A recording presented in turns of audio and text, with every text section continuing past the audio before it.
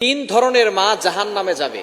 সকল মাই কিন্তু সকলের কাছে দামি, কিন্তু এমন কিছু মা আছে যে সকল মায়েরা সন্তানদের মাঝে ঝগড়া ফাসাদ সৃষ্টি করে দেয় এবং তারা নিজের স্বার্থের জন্য এমন কিছু কাজ করে যেটা আল্লাহ পাক রব্বুল আলামিন পছন্দ করেন না, নবীজি সাল্লাল্লাহু আলাইহি সাল্লাম পছন্দ করেন না।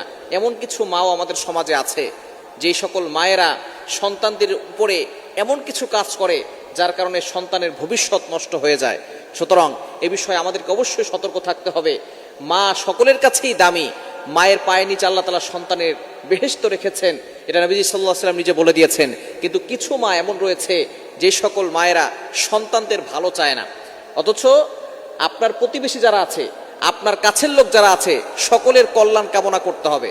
তবে তিন ধরনের মা, এক নাম্বার হচ্ছে যেই সকল মায়েরা নিজের স্বার্থের জন্য ছেলে অথবা মেয়ের সংসার নষ্ট করে দেয়।